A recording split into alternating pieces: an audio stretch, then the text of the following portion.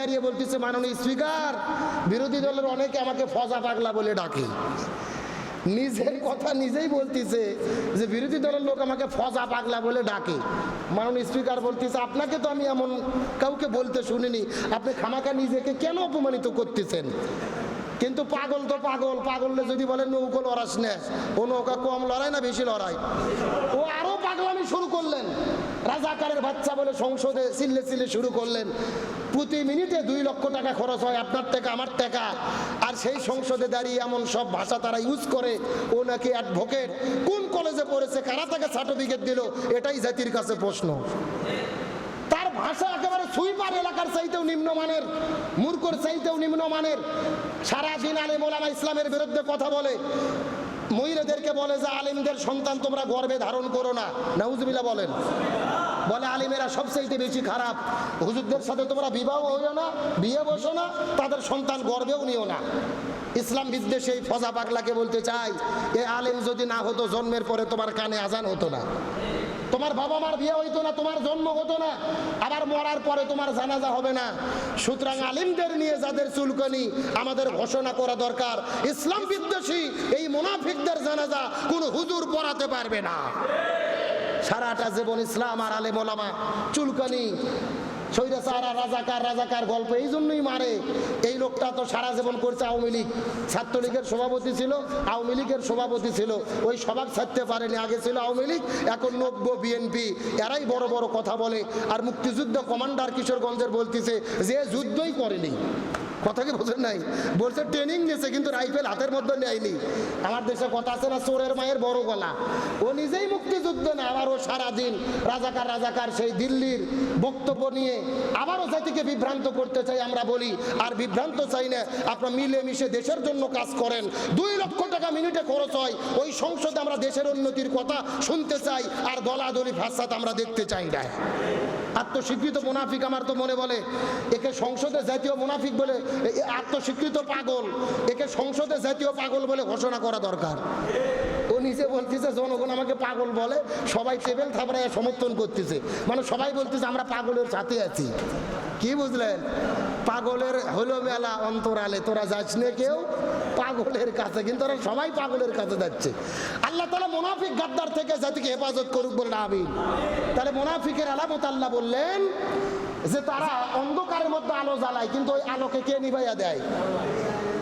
আমার বন্ধুগণ, মুসলমান ভাইরা গভীর মনোযোগ লক্ষ্য করুন। আল্লাহ তাআলা মুনাফিক চিনানোর জন্য 2 নম্বরে আরেকটা দৃষ্টান্ত কত চমৎকার করে আল্লাহ তাআলা বর্ণনা করে বলেন, আও কাসাইয়্যিবিম মিনাস সামাই ফীহি যুলুমাতুন। আর মুনাফিকদের যদি চিনতে চাও, আরেকটা উদাহরণ তোমাদেরকে দিতে হবে। মনে করো কিছু মানুষ ঘরের মধ্য থেকে বের হলেন গভীর রজনীতে, আকাশের মধ্য থেকে বজ্র বৃষ্টি শুরু হয়ে গেল, আসমান থেকে ঝরঝর ঝরঝর করে বৃষ্টি পড়া শুরু করলেন। ঝড় বৃষ্টি যখন শুরু হয়ে গেল, আসমানের দিকে তাকিয়ে লক্ষ্য করে দেখা যায় তার মধ্যে বজ্রধ্বনি রয়েছে, আবার বজ্রপাত রয়েছে, চমৎকার বিদ্যুৎ রয়েছে। এই জায়গার মধ্য দিয়ে কিছু মানুষ যখন হাঁটা শুরু করে দিলেন, এমন বৃষ্টি হচ্ছিল আকাশের ভেতরে, বিদ্যুৎ চমকাইতেছিলেন। এমন অবস্থায় মানুষ যখন রাস্তা দিয়ে হাঁটা শুরু করলেন, ইয়াজআলু আসাবিআহুম ফি আযানিহিম। এই অবস্থা দেখার পরে মানুষেরা ভয়ে তাদের কানের মধ্যে তারা তাদের নখকে ঢুকাইয়া দিলেন। লোকগুলো কোথায় ঢুকে দিয়েছেন? কানের ভেতরে। তার কারণ তাদের অন্তরের মধ্যে মৃত্যুর ভয়। হয়তো আকাশের বজ্রধ্বনি আমাদের শরীরের মধ্যে ঢুকে পড়বে, অথবা আমাদের শরীরের ভেতরে বজ্রপাত শুরু হয়ে যাবে, অথবা আমরা বিপদের মধ্যে পড়ব, অথবা বজ্রকণ্ঠে আমরা দুনিয়া থেকে বিদায় নিয়ে চলে যাব। এই চিন্তা করে তারা মনে মনে ভাবলেন, আমরা যদি কানের মধ্যে আঙুল ঢুকাইয়া দেই, হয়তোবা এই বিপদের মধ্য থেকে বাঁচতে পারবো। এই চিন্তা করে তারা আঙুলটা কানের মধ্যে ঢুকাইয়া দিলেন। কিছুক্ষণ পরে যখন আকাশ থেকে বিজলি চমকায়, আলো বের হয়, ওই আলোতে তারা কিছুদিন হাঁটা শুরু করলেন। আবার যখন আলো বন্ধ হয়ে যায়, আবার তারা দাঁড়ানো শুরু করলেন। কিন্তু আল্লাহ রাব্বুল আলামিন বলেন, আমি যদি চাইতাম তাদের চোখকে বন্ধ করে দিতে পারতাম, আর কানকেও তাদের বধির করে দিতে পারতাম। আল্লাহু মুহিতুম বিল কাফিরিন। আর আল্লাহ তাআলা এইভাবেই কাফেরদেরকে পাকড়াও করে থাকে। আকাশে বিশাল বজ্রপাত হচ্ছেন, ঝড় বৃষ্টি হচ্ছেন, রাস্তাতে হেঁটে যাচ্ছে, এখন ভয়ের ঠেলায় কোথায় নখ দিছে? আচ্ছা বলেন তো, কানের মধ্যে লোক দিলে কি বিপদ কাটে যায়? ওই আকাশের বজ্র বন্ধ হয়, ডাক পড়া বন্ধ হয়? এটা আমাদের মনের বুঝ। যে এত জোরে জোরে ডাক পড়তেছে, কানের মধ্যে লোক দিলে মনে হয় বাঁচবো। আসলে বাঁচার কি কোনো সুযোগ আছে? আল্লাহ বলতেছে মুনাফিকের লক্ষণ হলো এটা।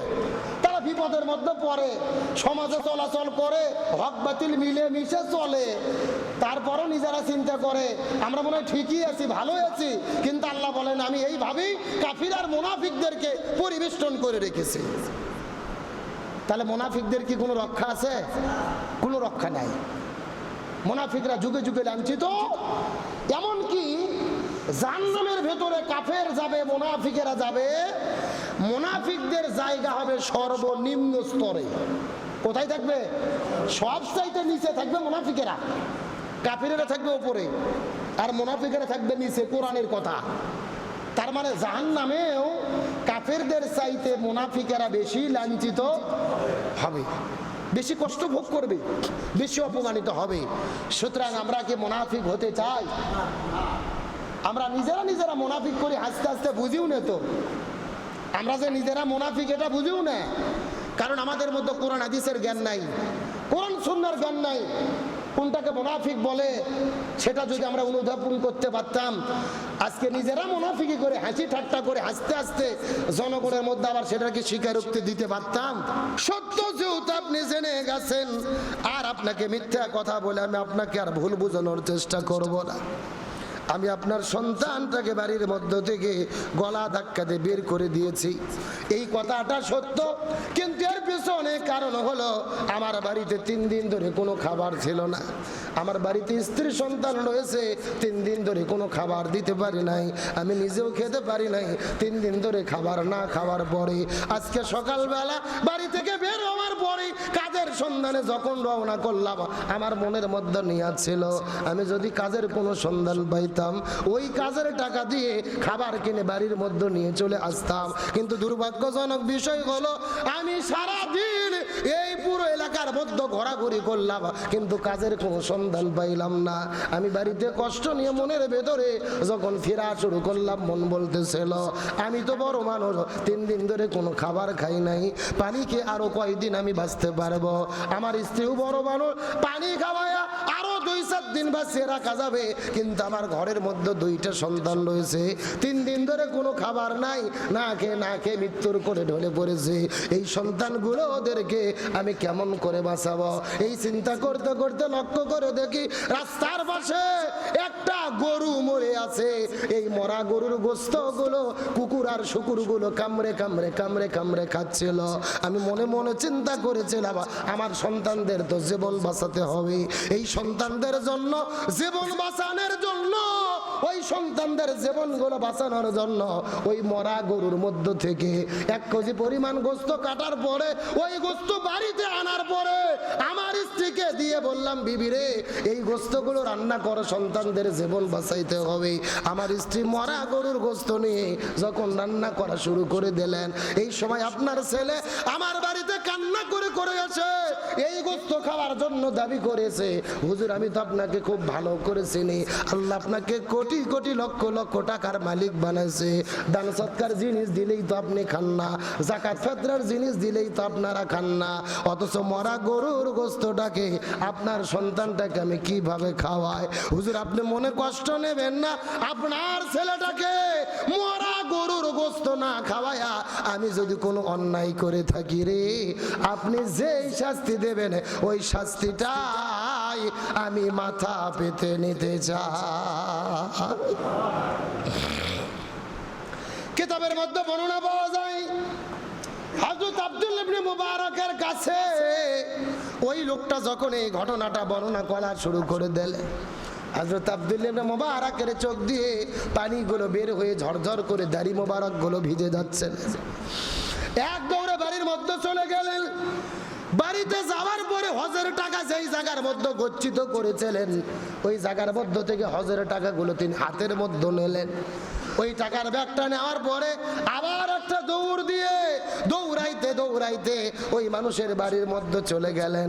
যাওয়ার পরে ডাক দে বলে, ভাই এর আগে আমি ফরজ হজ আদায় করেছি, এইবার নফল করার জন্য আমি মক্কা মদিনায় সফর করতে চেয়েছিলাম। আমি ফরজ হজ আদায় করেছি। ইমানদার মুসলমানদের জন্য একবার হজ করা ফরজ, কিন্তু বারবার করা কিন্তু ফরজ নয়। একবার ফরজ, পরবর্তী আবার আদায় করলে নফল আর সুন্নাত হয়ে যাবে। এই জন্য লোকটা ডাক দে বলে, ভাই আমি ফরজ হজ আদায় করেছি, এইবার নফল করার জন্য রওনা করতে চেয়েছিলাম, কিন্তু আমি প্রতি বছর হজ আদায় করব। আর আমার গ্রামের ভেতরে এমন দুঃখজনক মানুষ থাকবে, যেই মানুষগুলো খাবার না পেয়ে মৃত্যুর দিকে ঢলে পড়বে।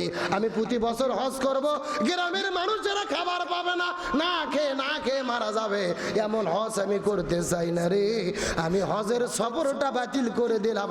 আমি হজের জন্য যেই টাকাগুলো সংগ্রহ করেছিলাম, এই হজের টাকাগুলো আমি তোমাকে দান করে দিলাম। এই টাকাগুলো দিয়ে তুমি ব্যবসা করো অথবা জমির মধ্যে ফসল চাষ করো। এই কথা বলার পরে হজের টাকাগুলো যখন দান করে দেওয়া হলো, কয়েক মাস পার হয়ে গেছে। আব্দুল্লাহ ইবনে মুবারক হজ না করে বাড়ির মধ্যে অবস্থান করলেন। কিন্তু হজের কয়েক মাস পরে ঘটে গেল আশ্চর্যজনক ঘটনা।